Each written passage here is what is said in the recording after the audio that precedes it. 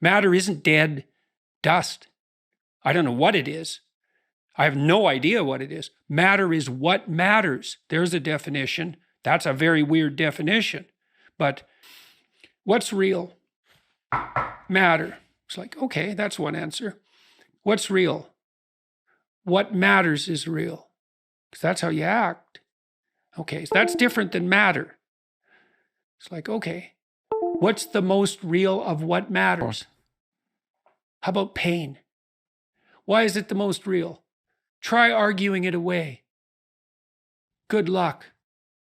So pain is the fundamental reality. All right. Well, that's rough. Doesn't that lead to not? Bro, this is why Andrew Tate fucking comstered this man, okay? With how much clout he was able to cultivate by just taking the same shtick and basically stupidifying it, okay? Making it dumber. Like, misogyny in and of itself is popping, okay? It's fucking great. You can absolutely, clearly build a brand for yourself by leaning on it and making yourself the face of misogyny, like Andrew Tate did, okay? Like Jordan Peterson did before him. But the difference is, like, Jordan Peterson was so fucking...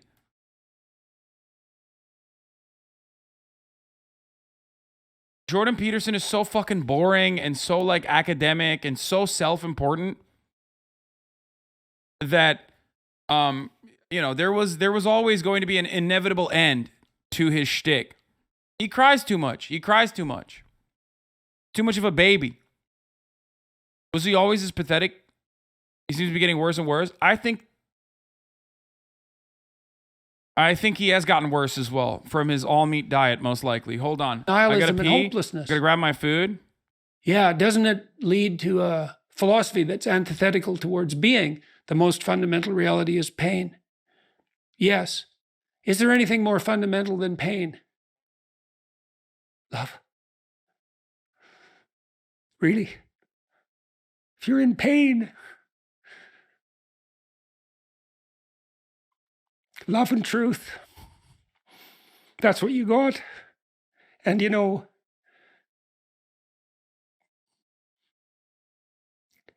if they're more powerful than pain, maybe they're the most real things.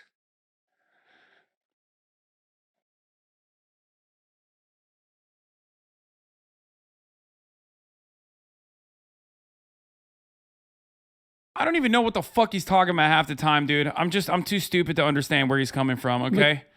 The benzos broke this man.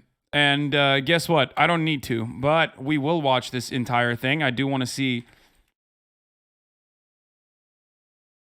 Lex Friedman with our boy here a little bit. I want to look at, like, I want to take a peek. Battle not with monsters, lest ye become a monster. Yeah. And if you gaze into... Oh my God. Two of them. Dostoevsky, God, science, death, Elon Musk, global crisis, dangerous ideology, Justin Trudeau, war in Ukraine, day in the life, how to think, advice, depression, advice for young people, Russian literature. I cannot comprehend a more boring fucking subject matter to go over. Holy fuck. At a certain point, okay, why is Jordan Peterson interesting? Why is Jordan Peterson content? Jordan Peterson's content for people who like Jordan Peterson. Jordan Peterson's content when he's destroying the woke libtards, right? Wokeism, the woke apocalypse, okay? I'm not going to watch this entire thing. I would fucking die if I watched this, okay? I would literally die. I would get banned on 820 because I fucking died on camera from the permanent brain damage that I caused upon myself by watching this thing. Okay, no, I did see the crying. I saw that clip already. Okay. So when you get someone like Jordan Peterson to talk about all this endless shit, at a certain point, people are going to be like, all right, this is not that fun. This is not actually interesting. This is not actually making me... this is not actually going to... Like, even all the people that watch Jordan Peterson to be like, oh, he's so brilliant. He's so brave. He's so fucking bold. Even all those people ultimately would basically go, okay, I can't watch this because it's fucking boring as shit. Oh, fuck. Uh-oh. What's happening? All right, we're back. It's fine. It was for a brief moment. It was a small F. Yeah, Hank Pecker died and came back alive, okay? I mean, Hank Pecker is gone.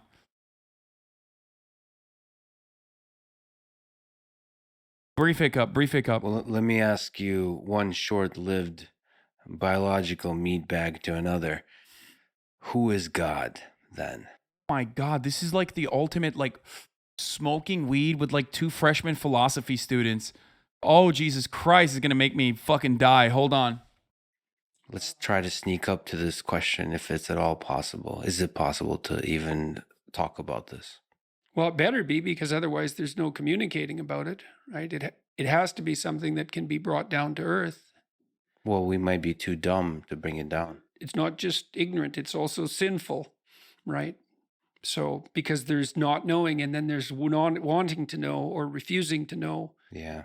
And so you might say, well, could you extract God from a description of the objective world, right? Is God just the ultimate unity of the natural reality?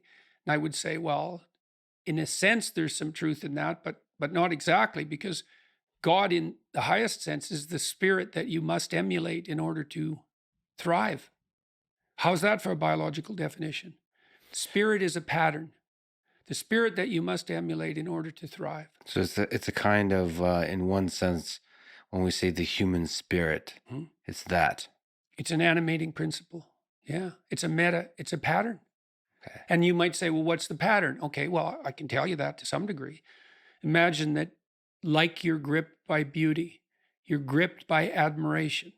So, and you can just notice this. This isn't propositional. You have to notice it. It's like, oh, turns out I admire that person. So what does that mean? Well, it means I would like to be like him or her. That's what admiration means. It means there's something about the way they are that compels imitation, another instinct, or inspires respect or awe even. Okay, what is that grips you? Well, no content, have an ass, dude. Okay. Death, don't care about that. Elon Musk. What do you make of Elon Musk? Okay, let's move on to something that's more tangible, okay? I can't have like the pseudo-intellectual the pseudo-intellectual intro to philosophy fucking back and forth about God and meaning of life from 2 dudes who are so fucking painfully boring. Okay? You can say I'm stupid, and honestly, sure. I'd rather be fucking brain dead than watch a single fucking moment of this, okay? You've spoken about him a bit. You met I'm him. struck with admiration. That's what I make now of him. we'll And go I always back to think this idea I always of think of admiration. that as a primary. Well, it's like, do you find this comedian funny? It's like, well, I laugh at him. You know what I mean? It's not propositional again. And so there are things I would like to ask Mr. Musk about. The Mars venture, I don't know what he's up to there. It strikes me as absurd in the most fundamental sense, because I think, well, it'd be easier just to build an outpost in the Antarctica or in the desert. Well, how much of the human endeavor is absurd? Well, that's what did Nietzsche say? Great men are seldom credited with their stupidity. Who the hell knows what Musk is up to? I mean, obviously he's building rockets. Now he's motivated because he wants to build a platform for life on Mars. Is that a good idea? Who am I to say? He's building the rockets, man. But I'd like to ask him about it. I would like to see that conversation. I do think that, having talked to him quite a bit offline, I think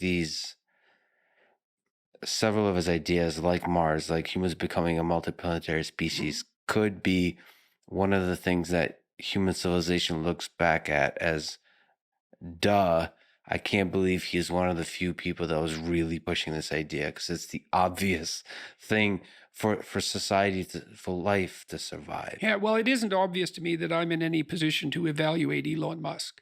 Like, I would like to talk to him and find out what he's up to and why. But, I mean, he's an impossible person. What he's done is impossible. All of it. Yeah, no one has thought about space travel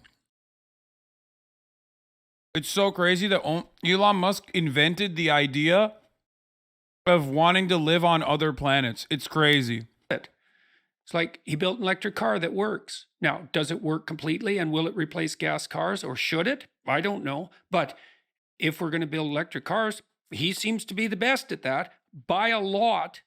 And he more or less did that. People. Oh, what? Elon Musk invented space travel, the concept of space travel, invented electric vehicles. This is what happens when you're so fucking high on crack, on the crack that is capitalist dogma, that you literally ascribe some of the most like fundamentally false sentiments to singular individuals because you have to ride by it. Meritocracy is real. Elon Musk is a fucking legend. He has to be because he worked really hard and he worked really smart. So yeah, he's the one who has like one of the few people that has pontificated on becoming an interplanetary species.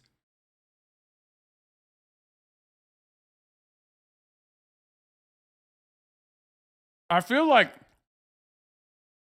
I mean, this is dick riding harder than fucking Aiden Ross himself, you know what I mean? With Andrew Tate. Carp about him, but he more or less did that by himself. I know he's very good at distributing responsibility and all of that, but he's the spearhead. And then that was pretty hard. And then he built a rocket at like 1/10 the price of NASA rockets. And then he shot his car out into space. That's pretty hard. And then he's building this boring company, more or less as a, what would you call it? It's this whimsical joke in some sense, but it's not a joke. He's amazing. And Neuralink, delving into the depths of the mind. And Starlink, it's like, go Elon, as far as I'm concerned. And then, he puts his finger on things so oddly. The problem is underpopulation. It's like, I think so too. I think it's a terrible problem that the West, for example, is no longer at replacement with regard to birth rate. It means we've abandoned the virgin and the child in the most fundamental sense. It's a bloody catastrophe. And Musk, he sees it clear as can be. It's like, well, and where everyone else is running around going, oh, there's too many people. It's like, nope. Got that. Not only, see, I've learned that there are falsehoods and lies, and there are anti-truths. And an anti-truth is something that's so preposterous that you couldn't make a claim that's more opposite to the truth. And the claim that there are too many people on the planet is an anti-truth. So, people say, well, you have to accept limits to growth and et cetera. It's like, I have to accept the limits that you're going to impose on me because you're frightened of the future. That's your theory, is it? Okay. Well, I love that he said, like, I don't disagree with him that there are too many people on the planet, right? I don't disagree with that take. The idea that our planet has finite resources and we can't make do and allow everyone to survive on it, I don't agree with. Okay? But also, this notion that the West is being replaced or is not able to replace itself because of our declining birth rates as a consequence of a multitude of factors, but none of which is actually forced at gunpoint, is such a silly one.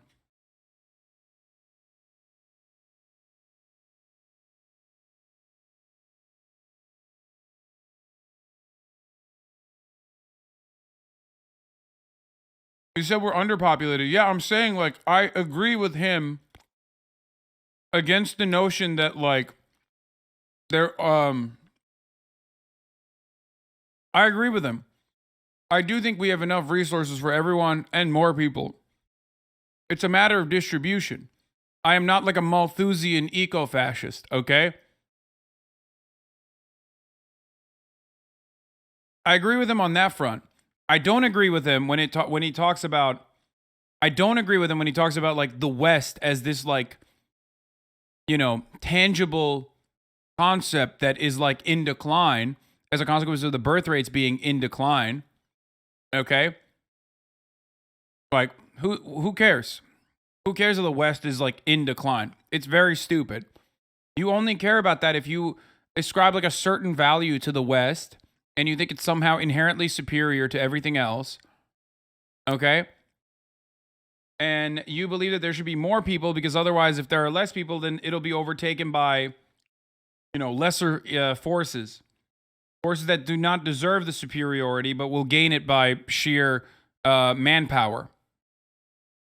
Which is, of course, a inherently reactionary concept.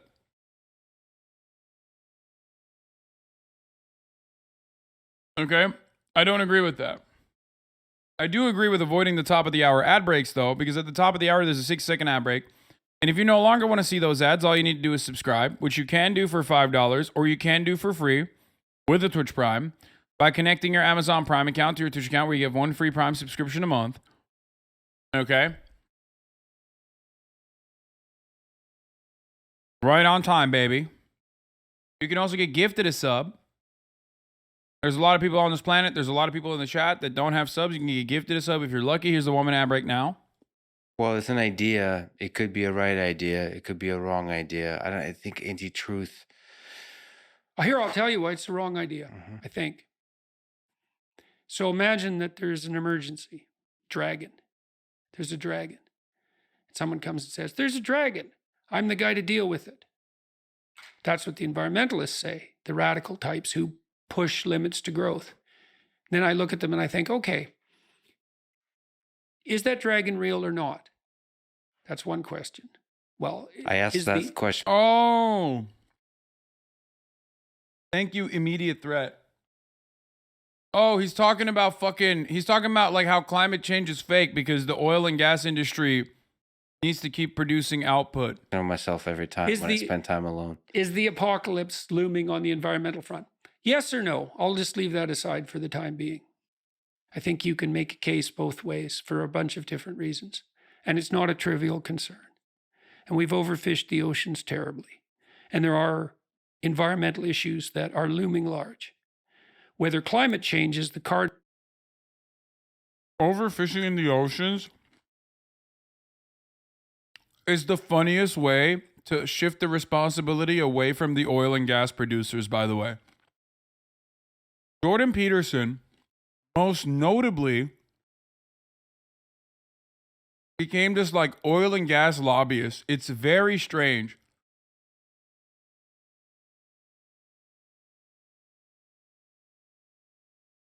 And the only reason why he brings up overfishing is because he wants to shift the focus away from our over-reliance on fossil fuels. Okay? Straight up. He has said time and time again. He, unironically, also overfishing is bad. Yeah, I mean, yes. But don't be a fucking sucker is what I'm saying.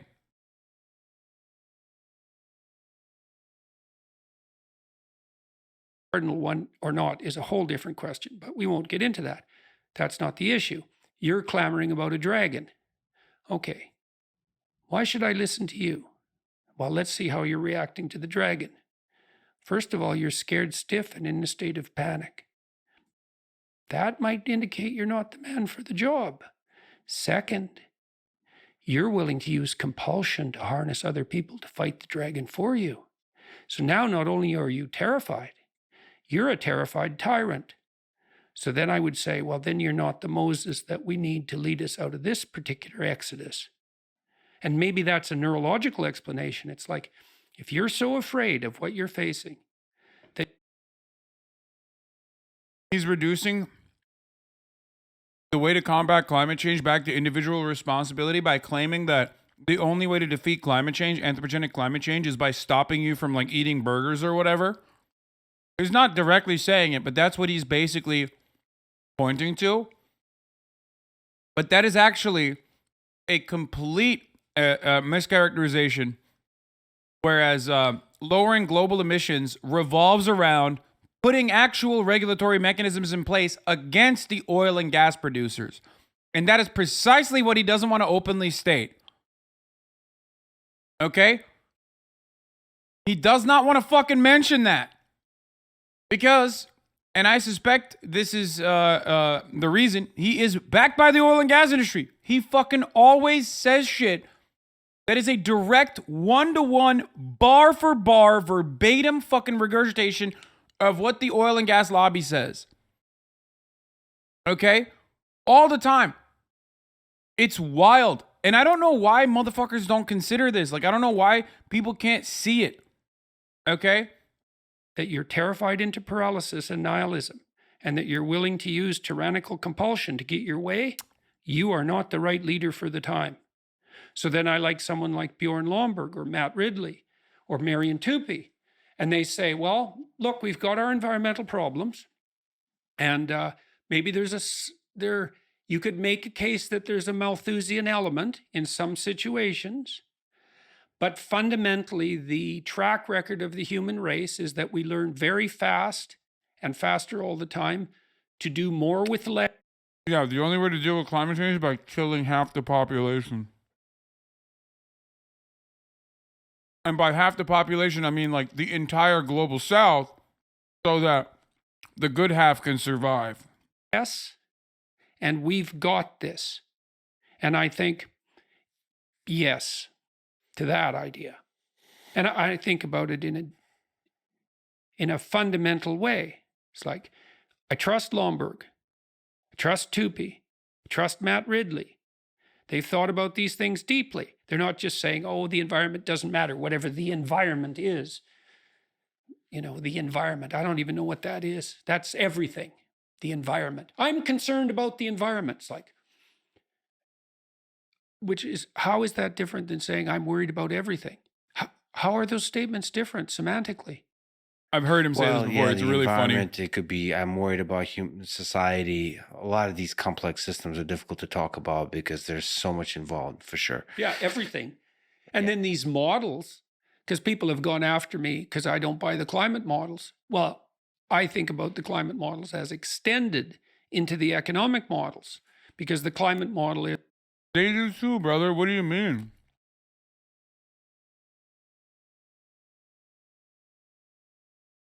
It's so funny that Jordan Peterson acts like environmentalists and economists don't think about like the impact of drastically reorienting society from its over-reliance on fossil fuels. Like, yeah, no, people are just like, hey, you got to stop this. Of course it fucking matters. Of course. And people do think about that. But it's so wild that he acts like they don't. And he can say whatever the fuck he wants. I've never met someone that is so purposefully ignorant about the subject matter that he has no reason to cover, for the record, while simultaneously coming across as like the brilliant foremost authority on the matter. It's so wild. Like, he literally, the only thing that keeps this motherfucker going is the fact that he just uses $2 words and makes it seem like he is arriving at the objective truth, because he refuses to actually give you anything but the underlying premises that he has made up or cherry-picked, and he has put on top of one another to allow you to come to that conclusion on your own without ever saying exactly what he means. So he can always run away. Whenever someone calls him out, he can be like, well, I wasn't saying that. I was just simply stating. Do you really know? Do we really know what will happen? How could you say we know what will happen in the future? Haven't climate change scientists been wrong in the past by a couple degrees centigrade? Does that not mean that they are not all knowing? Only God is all knowing. Well, there's going to be a certain degree of heating, let's say by 2100. It's like, okay, some of that might be human generated. Some of it's a consequence of warming after the ice age. This has happened before, but fair enough. Let's take your presumption. Although there are multiple presumptions, and any error in your model multiplies as time extends, but to have it your way. Okay, now we're going to extend the climate model, so to speak, into the economic model. So I just did an analysis of a paper by Deloitte. Third biggest company in the US, 300,000 employees, major league consultants. They just produced a report in May. I wrote an article for it in the Telegraph, which I'm going to release this week on my YouTube channel. Said, well, if we get the climate problem under control economically, because that's where the models are now being generated on the economic front. So now we have to model the environment, that's climate, and we have to model the economy.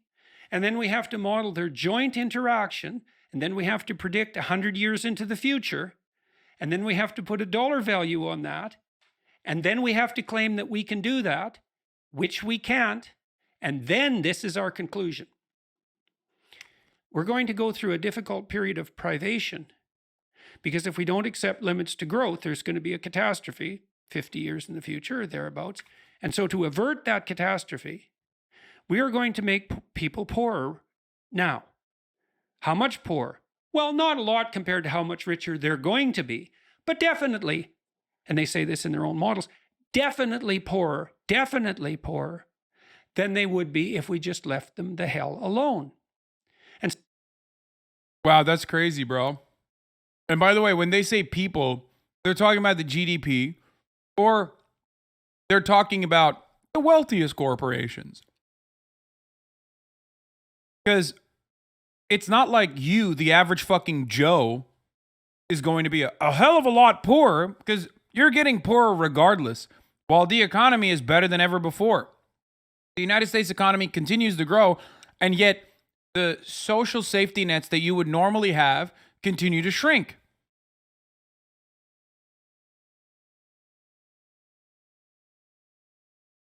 So how does that work? Isn't everything much better now? Carbon prices would raise global GDP by 3.5% according to IMF. This guy is just making shit up.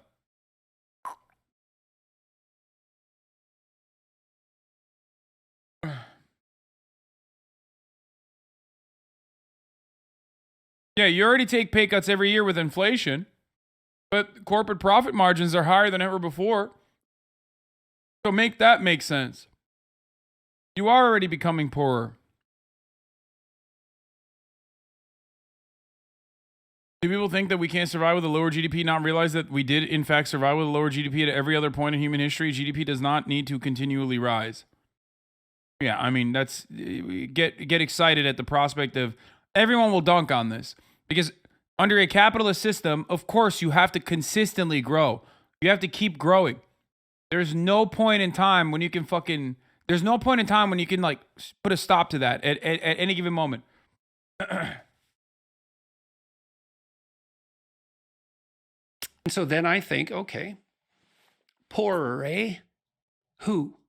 Well, let's look at it biologically. You've got a hierarchy, right, of stability and security. That's a hierarchy, or one type. You stress a hierarchy like that, a social hierarchy. So there's birds in an environment, and an avian flu comes in. And then you look at the birds in the social hierarchy, and the low-ranking birds have the worst nests. So they're most exposed to wind and rain and sun, and farthest from food supplies. I think one of the funniest parts about this is that he always makes like animal kingdom analogies, and they almost always fucking fall short. Especially because, one, he's not a zoologist, but also,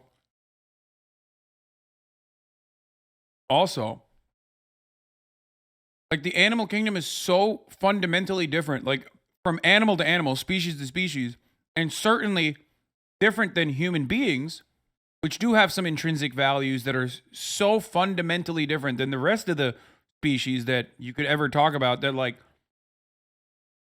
ever considering, like, even if you cast aside the obvious fallacy of appealing to nature, because the human condition is to overcome nature, it's the most human thing you can do.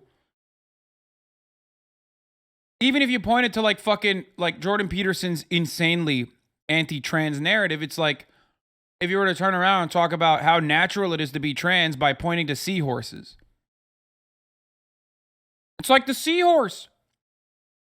The male seahorse, in the absence of a female seahorse being present, will shift and reorient its reproductive organs and become a female seahorse. There's nothing more inherently natural than being trans. Like, boom, there you go. Boom, done.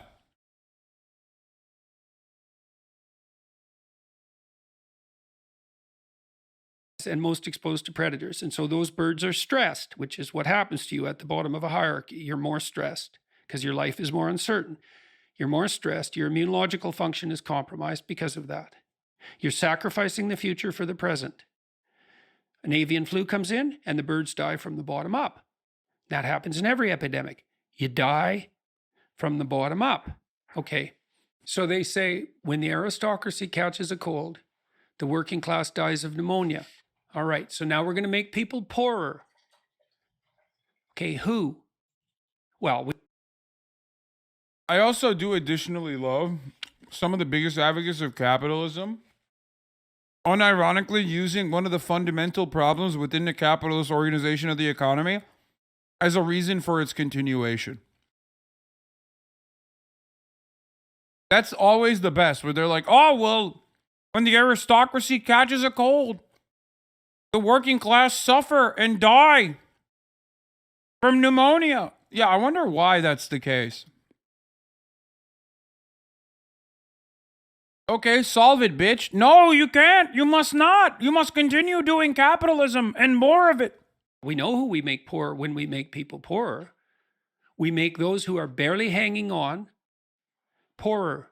And what does that mean? It means they die. And so what the Deloitte consultants are basically saying is, well, you know, it's kind of unfortunate, but according to our models, a lot of poor people are going to have to die so that a lot more poor people don't die in the future. It's like, okay, hold on a sec. Which of those two things am I supposed to regard with certainty? The hypothetical poor people that you're going to hypothetically save 100 years from now?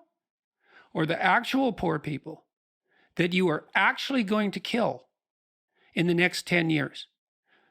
Well, I'm going to cast my lot with the actual poor people that you're actually going to kill. And so, and then I think further, it's like, well, okay, the Deloitte consultants, have you actually modeled the world? Or is this a big advertising shtick? Dude, this is my favorite fucking take. This is literally just like brain broken, okay? This, again, hinges on the stupidity of the audience that's listening to these words, okay? This is the exact same energy as chatters getting mad at me when I look at a fucking, when I look at a statistic, okay? A poll that is a sample size of 3,000. And then chatters will chirp and be like, only 3,000 people were asked, Hasan. That's, I mean, they only asked 3,000 people. What do you mean by that? And it's like, that is an adequate sample size, you fucking idiot. A poll is not supposed to ask 300 million people. It's no longer a fucking poll at that point. Now it has become the census, okay? Lütfen, ciddi söylüyorum. Siktir git. Siktirdiğin yere mum diktir, okay? Allah belanızı verecek yani gerçekten. Yani götüne yarak yiyorsun her gün Erdoğan'ın Türkiye'sinde. Ama hala buraya gelip Amerikalılara komünizmi öğretiyorsun CCC. Götüne girdi o C'lerin hepsi, değil mi? Götüne girdi, önden çıktı C. Geri zekalı. Komünizm salak. Sana ne amına koyayım, sana ne? Sen zaten ölüyorsun orospu çocuğu. Sana ne? Ha? Siktir git. Geri zekalı. Tanzım satırlarını savunuyor musun? Ne diyorsun ya?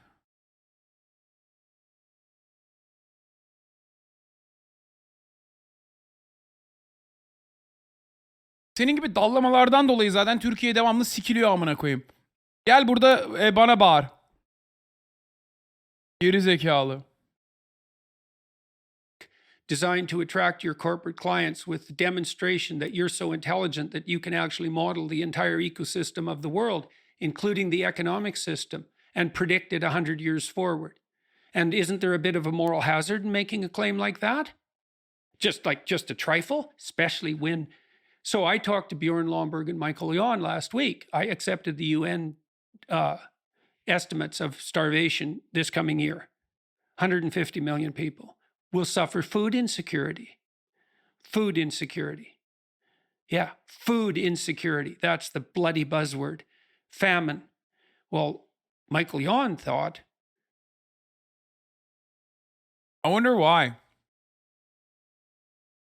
Well, Jordan Peterson asked the question, why 100 million people will suffer from food insecurity when we have an abundance of food, that we literally currently produce an abundance of food. Like globally. Literally. Not just in America.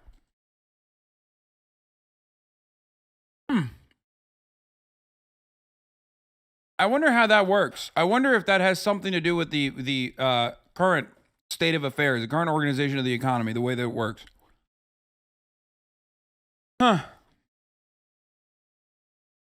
Probably not. 1.2 billion. And then that it'll spiral, because he said what happens in a famine is that the governments go nuts, crazy. The governments destabilize, and then they appropriate the food from the farmers. Then the farmers don't have any money. Then they can. A good maximum sample size is usually around 10% of the population, as long as it does not exceed 1,000. Brother, you're bringing up a maximum sample size. Can't grow crops. And I think, yeah, that's exactly what they do. That's exactly what would happen.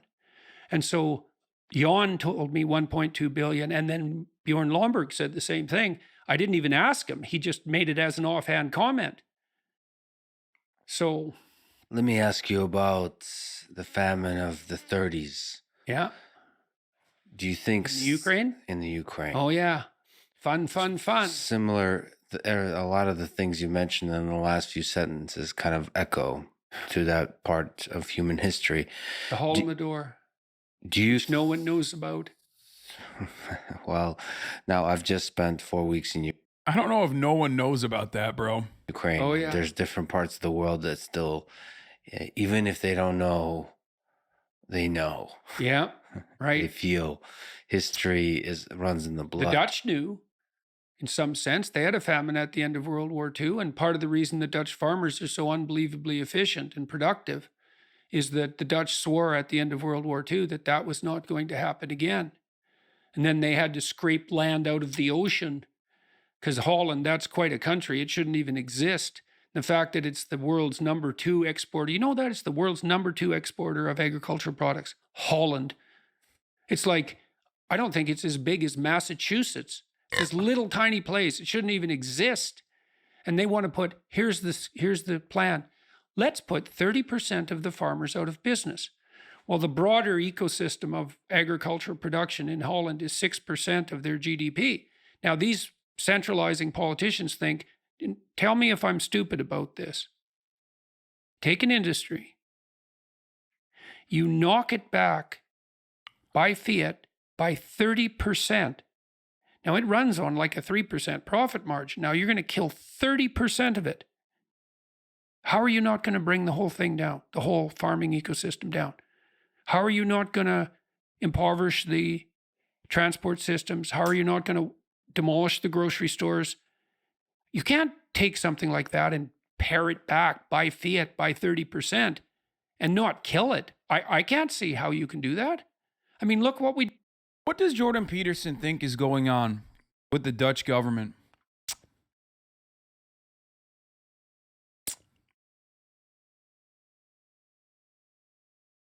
Like, does he think the Netherlands wants to destroy agricultural production?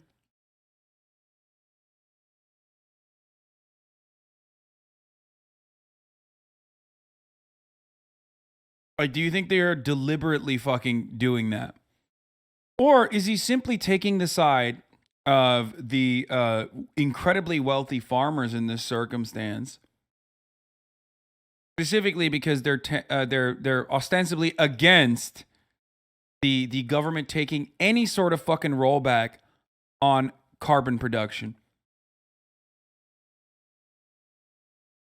It's just a fucking team sport.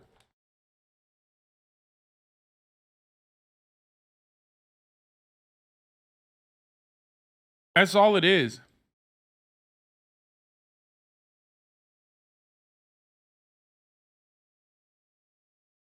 There's a plan to cut agricultural production by 30% in the meat industry to curb carbon emission. It's unacceptable. Unacceptable. It's not even carbon, right? Nitrogen and also what is it? Hold on here. We'll look at it right now.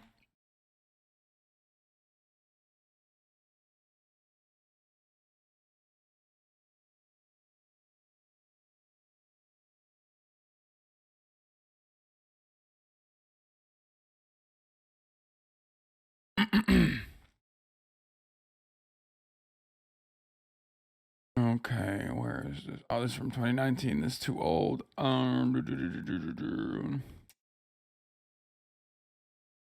Netherlands agriculture is so big. The Netherlands, a tiny country, its presence on the list is due to the high value of flowers and live plants. The Netherlands supplies nearly half of the global total. And vegetables, the Netherlands is the leading supplier of tomatoes and chilies. It's because of nitrogen and ammonia destroying the forests and nature.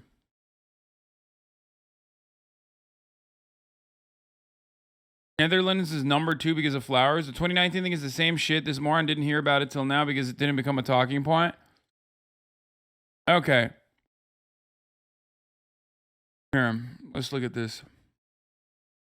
The key environmental issues affecting the Netherlands include loss of biodiversity, climate change, and the overexploitation of natural resources, habitat fragmentation, atmospheric nitrogen deposition, and the loss of farmland. Bird populations are still being experienced despite national measures to combat these issues. Okay. So the Netherlands is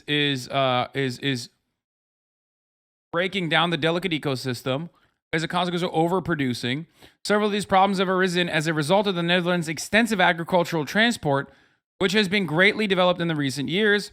Unfortunately, the Netherlands has not met a number of its environmental commitments. For instance, its goal to curb CO2, carbon dioxide, NH3 ammonia, and nitrogen oxides and VOC, volatile organic compounds emissions, increased green spaces in urban areas, and goals regarding the protection of nature. Okay? According to the executive summary from the Organization of Economic Cooperation and Development, OECD, you know, a wonderful organization that I regularly point to when I talk about America's wrongs.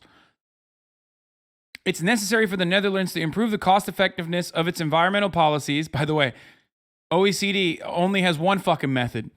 And even in that method, it's like still, this needs to be done by improving the cost effectiveness of its environmental policies, investigate environmental concerns, and reflect them in positive social and economic decisions.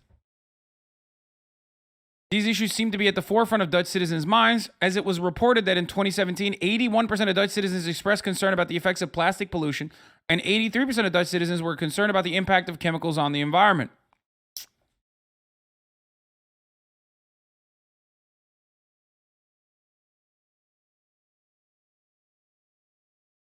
Conservative voters in the Netherlands do not want their country to turn into a multicultural metropole.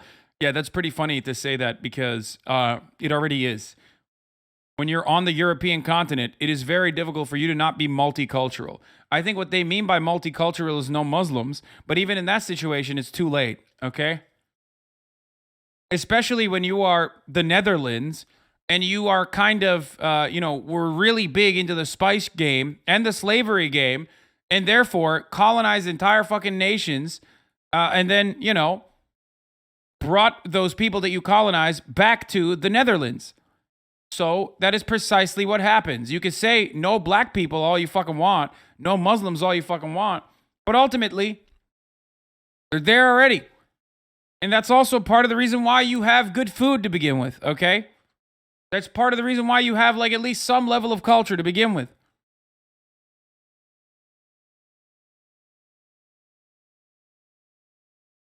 Anyway.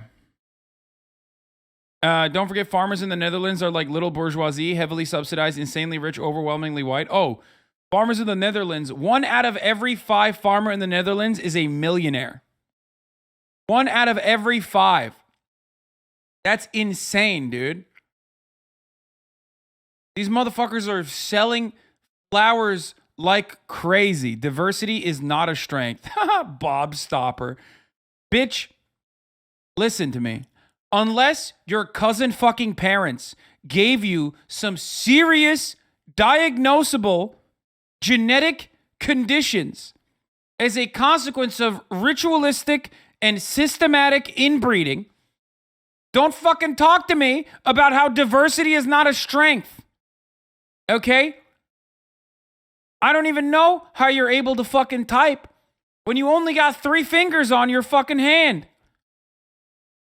Because that's what happens when you don't have diversity, you dumb bitch. That's what happens when you keep in a fucking family. Yeah, lol, idiot. You stupid inbred fuck.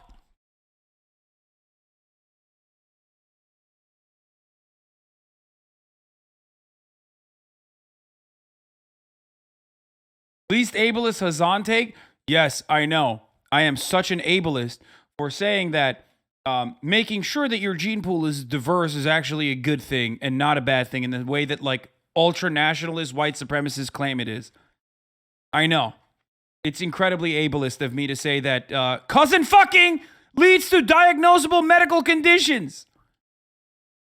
I mean, if you think that that's ableist, then yes, I am ableist, like straight up. This is literally, you know what this is? This is the fucking Twitter conversation about like stopping cousins from fucking one another. Trying to stop incest from happening is eugenics, but you're not trying to have that conversation, sweetie. That's what you're saying to me right now. You're just saying it in a very racist way, okay? You might not recognize that you're doing the exact same thing that the like dumb fucking woke lords would. Because you think you guys are like on the opposing sides of that fucking argument. But you're not. Don't use inbred as an insult to someone. Inbred people with issues didn't choose that.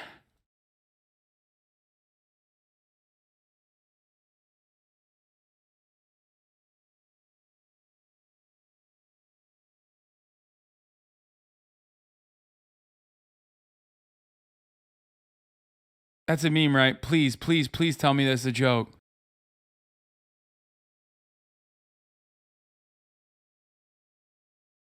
No, that's over. It's done. I'm done.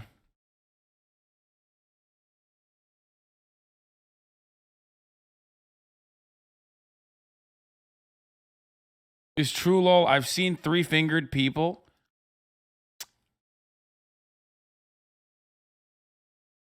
Motherfucker keeps saying inbred.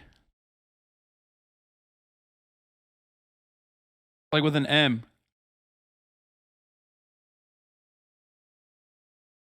Oh my God. Okay, we're done. We're done. We're moving away from that immediately. I don't want to have that conversation.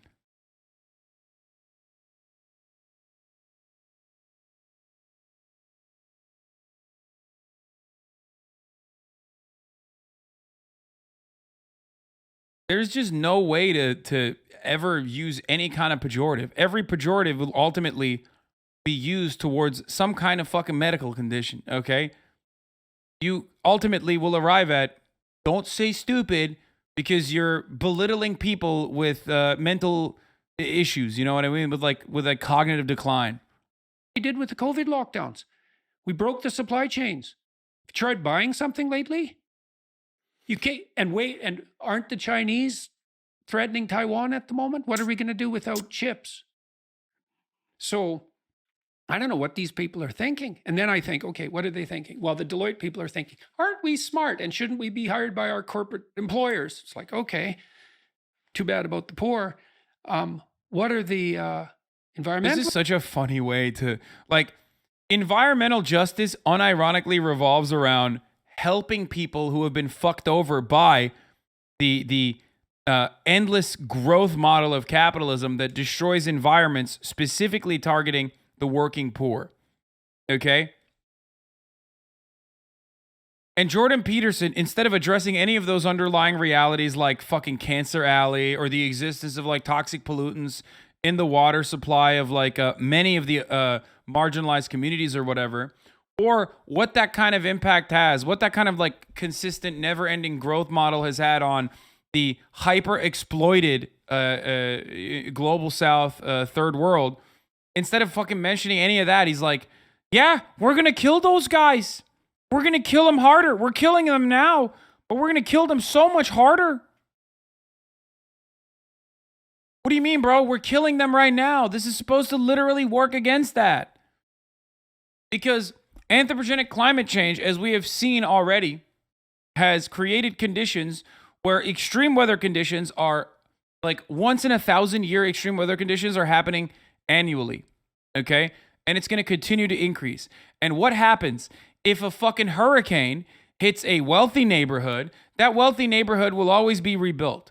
But when it hits a fucking poor neighborhood, that poor neighborhood never gets rebuilt. Okay? Look no further than, once again, I'm talking about Cancer Alley, and I'm hitting NOLA pretty hard today. But look at New Orleans.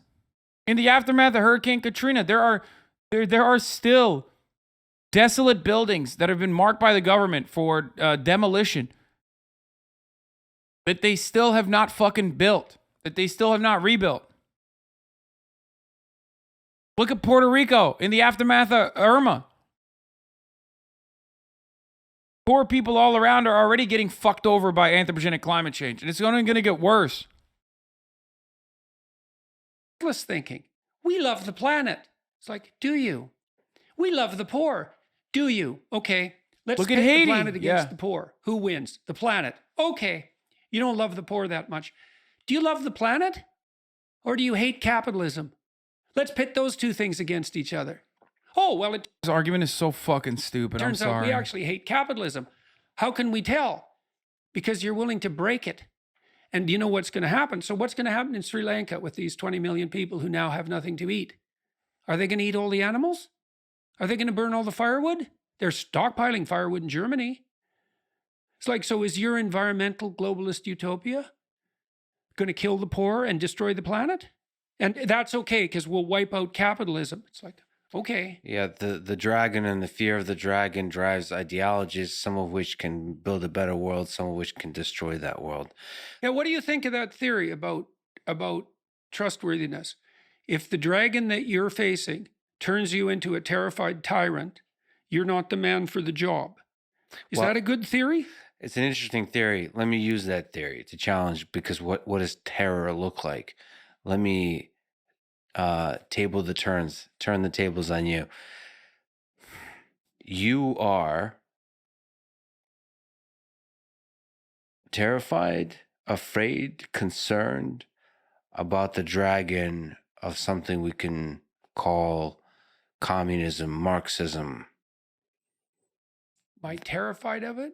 Not Well, terrified okay, enough to be a tyrant. Your theories had two components. Yeah. With I'm not paralyzed. It had a dragon. Yeah, I'm not paralyzed and I don't want to be a tyrant. The tyrant part, I think, is missing with you. But So you are very concerned. The intensity of your feeling does not give much space, actually, at least in your public persona, for sitting quietly with the dragon and sipping in a couple of beers and thinking about this thing. The intensity of your anger, concern about certain things you're seeing in society, is that going to drive you off the path that ultimately takes us to a better world? That's a good question. I mean, I'm trying to get that right. So we've kind of come to a cultural conclusion about the Nazis. Do you get to be angry about the Nazis? Seems the answer to that is yes. Well, actually, let me push back here. I also don't trust people who are angry about the Nazis. Because I mean the actual Nazis. Well, there's a lot, as you know, there's a lot of people in the world that use actual Nazis to mean a lot of things. I know. One of them is very important to me. Me, for example. Well, he's a Nazi, or magical super Nazi, as it turns out. I think they actually sort of steelman all their perspectives. I think a lot of people that call you a Nazi mean it. So yeah, bro, why do these people overuse steelman in the worst way possible? Like, they are not correctly using the terminology. Oh, in order to steelman their ideas, like, okay, well then explain why he's a Nazi, motherfucker. Don't just say, oh, well, they actually believe you're a Nazi. That's not steelmanning. Steelmanning would be actually adequately pointing to why people say he's a Nazi. Oh, all these people believe you're a Nazi because they have seen you time and time again, at the very least, produce Nazi apologia, constantly and consistently say that like Nazi ideology is almost identical, if not not as bad as communism. Okay, a steel man is the opposite of a straw man when you like actually fucking describe your opposing side's arguments like perfectly. If you want to steel man Jordan Peterson being a Nazi, the way that you have to describe it is by talking about cultural Marxism. Jordan Peterson routinely uses the terminology cultural Marxism. Jordan Peterson has the exact same enemies that the Nazis did. Jordan Peterson regularly and routinely talks about the moral decay. He always upholds Western superiority. These were the same exact concepts that Nazis believed in. Okay? The idea of cultural Marxism is just a whitewashed version, a modernized version of cultural Bolshevismus, which is what the Nazis believed, that Jews were, under the guise of communism, trying to bring about moral degeneracy, moral decay, in an effort to destabilize Western superiority and Western civilization by, allowing gay people to exist, allowing queer people to exist. That is no different than what Jordan Peterson says on a daily fucking basis. He even uses the same exact fucking terminology.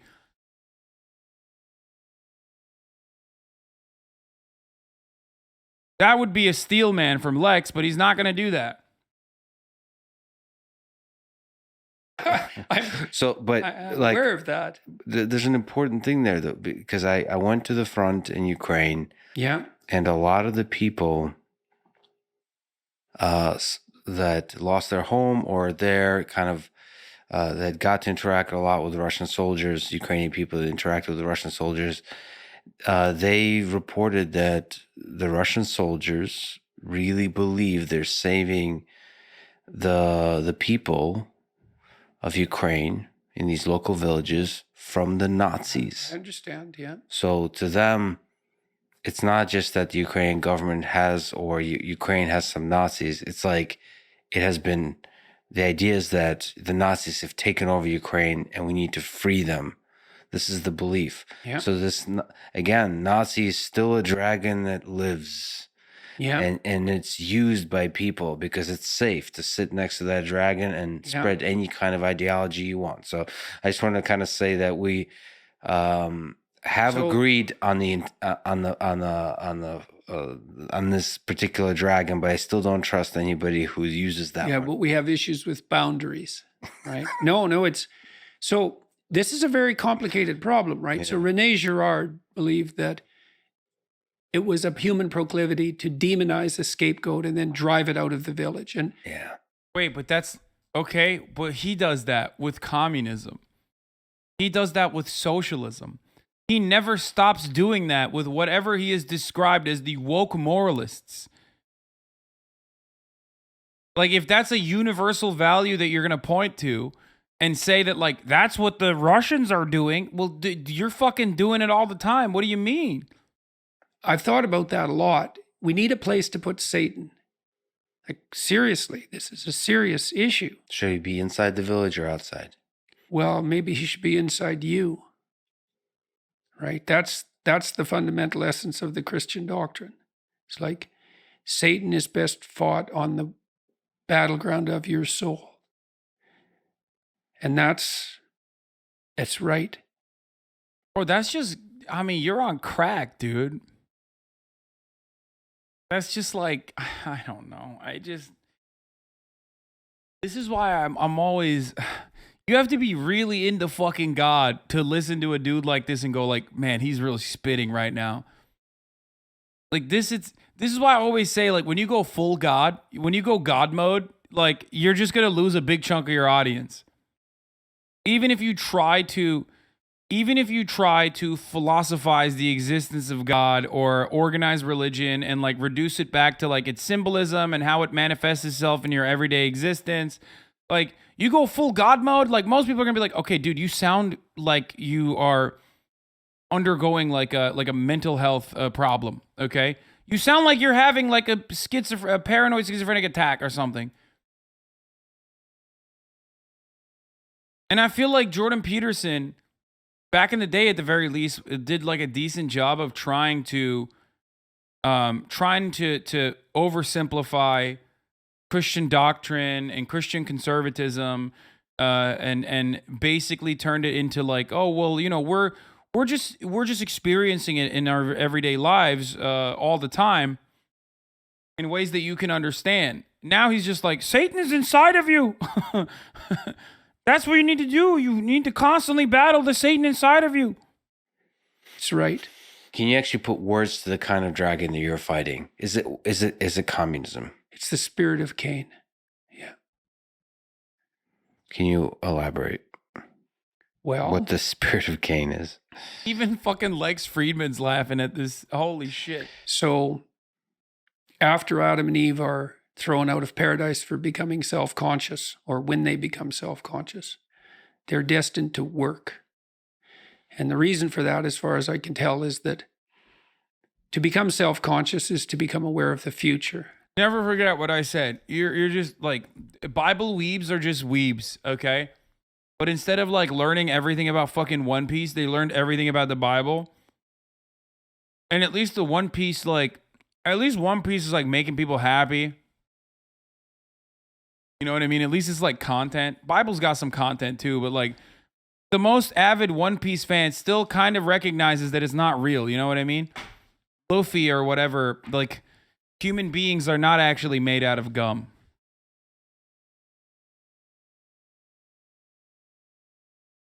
Like they're not running around being like, well, you know, the hidden pirate treasure is actually the friendships that we've cultivated along the way. And you can look at it. For example, think about, I'm rubber and you're glue. Everything you say to me bounces back off of me and sticks onto you. This was said by the ancient philosopher Alexander Solzhenitsyn.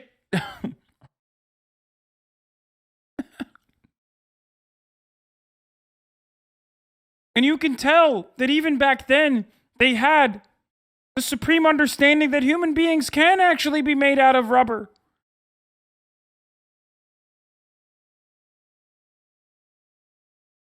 Jordan Peterson, instead of the Bible, is like talking about One Piece lore. The metaphysical realities that you see in One Piece bears itself out in the real world, in everyday existence, all around us. It's to become aware of death. That certainly happens in the Adam and Eve story. To have the scales fall from your eyes. And then the consequence of that is that you now have to labor to prevent the catastrophes of the future. That's work. Work is sacrifice. Sacrifice of the present to the future. It's delay of gratification. It's maturity. It's sacrifice to something as well, and in the spirit of something. Okay, so now Adam and Eve have two children, Cain and Abel. So those are the first two people in history, because the Garden of Eden doesn't count. And they're the first two people who are born rather than created. So they're the first two people. And that's a hell of a story, because it's a story of fratricidal murder that degenerates into genocide, flood, and tyranny. So that's fun for the opening salvo of the story, let's say. And Abel and Cain both make sacrifices.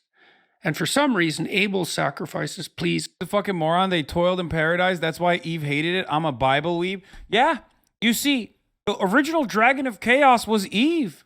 It was not the metaphysical snake in the bush, if you will.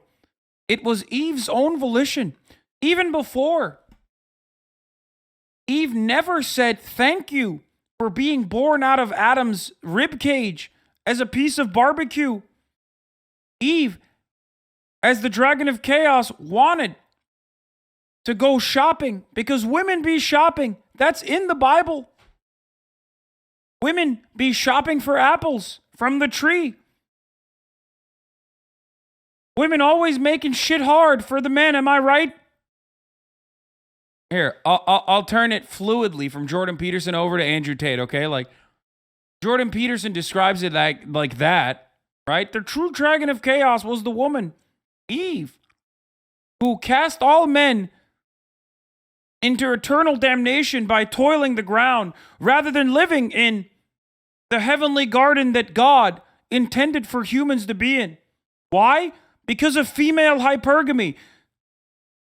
Women wanted boiled water instead of the type of water that God had given us men, right? And all of a sudden, you got women constantly wanting more, but can't provide for themselves because they're women. So they had to eat the fucking apple when the man was like, no, don't fuck this up. I have my Bugatti in heaven. But all of a sudden, a woman, Eve, a bitch, wanted more. And of course, you see, a woman would never be able to exist on its own, right? Because a woman is made from the rib cage of man. That's in the Bible.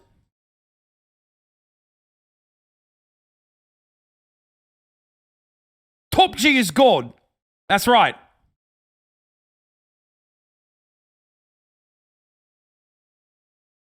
Yeah, typical woman bit off more than she can chew. And that's why now you're stuck here. But of course, if you join Hustlers University, now you can learn more about how to fucking own the women. He's God. It's not exactly clear why. And Cain's don't.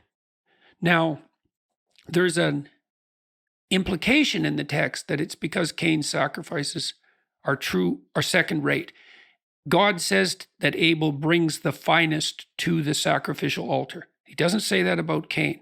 So you could imagine that Cain is sacrificing away, but he's holding something in reserve. He's not all in. He's not bringing his best to the table. He's not offering his best to God. And so Abel thrives like mad. And everyone loves him. And he gets exactly what he needs and wants, exactly when he needs and wants it. He's favored of God. And Cain is bearing this terrible burden forward and working, and his sacrifices are rejected. So he gets resentful, really resentful enough to call God out and say something like, this is quite the creation you've got going here.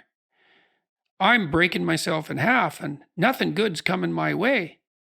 What the hell's up with that? And then there's Abel, the sun's shining on him. It's such a strange accident. You've had to watch so much of his content to get it correct. It's amazing.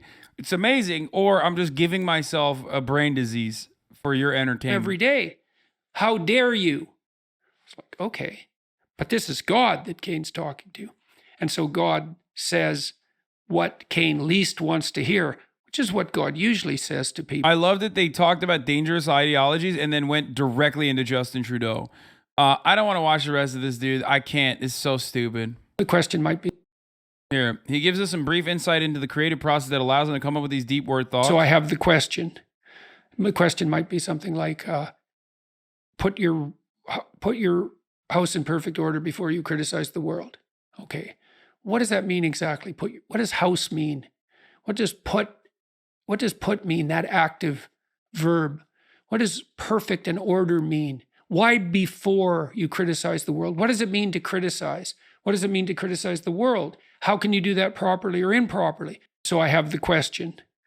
My question might be something like, What does put mean? Trust Tupi. Trust Matt Ridley. They've thought about these things deeply. They're not just saying, oh, he always says he's listening to a critic, but I don't think he's reading my threads because here he is doing his talking points again, how environment and everything are the same word. He hasn't noticed there's not a soul alive that thinks this is a good point. Ask you about. Plus, he's still pronouncing Holodomor as Holomador. Come on, my dude. That's pretty funny, too. I forgot to even point to that. A quickie. The U.S. being below replacement birth rates means we have abandoned the virgin and the child in the most fundamental sense. The most fundamental sense. Great new talking point. Who should you trust about climate change? Facts can't be an unerring guide, but choosing whoever is the most calm apparently is the most unerring guide, plus dragons. Some of the more incredible logic about how, in order to do science, you must believe in God. He makes this argument all the time. People must find it very convincing. But Nietzsche said, God is dead and we have killed him and we'll not find enough water to wash away all the blood. So that was Nietzsche. He's no fool. He's got a way with words. He certainly does. And so then you think, okay, well, we killed the transcendent. Well, what does that mean for science? Well, it frees it up because all that nonsense about a deity is just the idiot superstition that stops the scientific process from moving forward. That's basically the new atheist claim, something like that. It's like, wait a second. Do you believe in the transcendent if you're a scientist? You sound and look like a TV show from the movie Idiocracy. Me? Thank you. I agree. Meanwhile, Jordan Peterson, he big man use big word. That must mean big man use big word. He must be right. He must be right, even if he tell me, big man tell me that things are actually good and will only get better for me.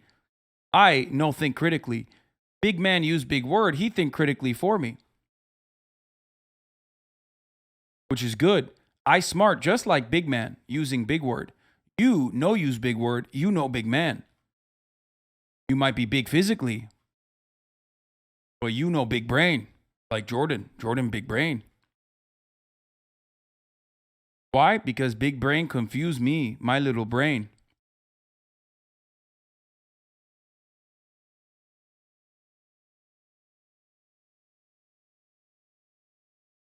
The reason why Jordan Peterson and Andrew Tate are successful in the reason why they're both successful is because they both rely on telling you that the way the world works is actually good, right?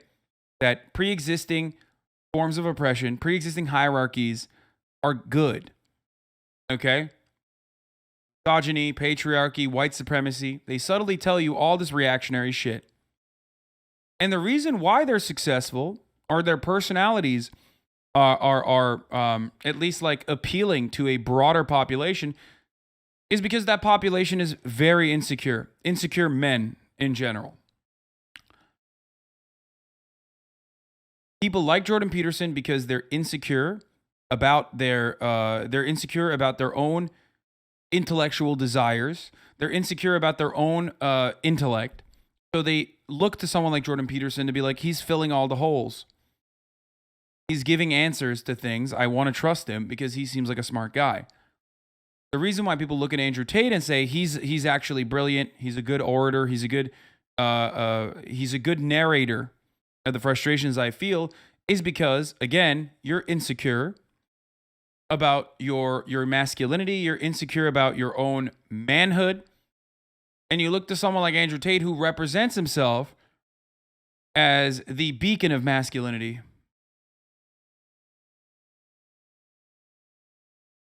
This is a lib take. Yeah, I am. I am a lib after all. It's two different kinds of father figures.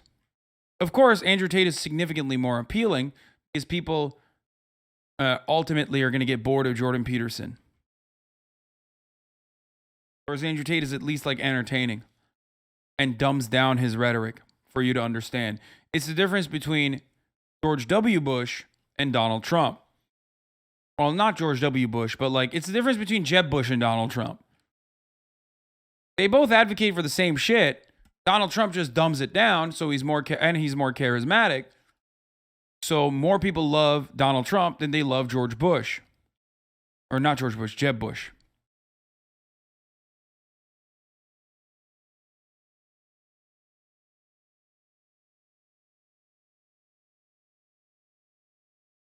And the answer is, well, not only do you believe in it, you believe in it more than anything else. Because if you're a scientist, you believe in what object. Did you see the article? What article? Andrew Tate is on the front line of The Guardian? What? Next to your theory more than you believe in your theory. Now, we got to think that through very carefully. So your theory describes the world. And as far as you're concerned, your description of the world is the world. But because you're a scientist, you think, well, even though that's my description of the world and that's what I believe, there's something beyond what I believe. And that's the object. And so I'm going to throw my theory against the object and see where it'll break. And then I'm going to use the evidence of the break as a source of new information to revitalize my theory. So as a scientist, you have to posit the existence of the ontological trans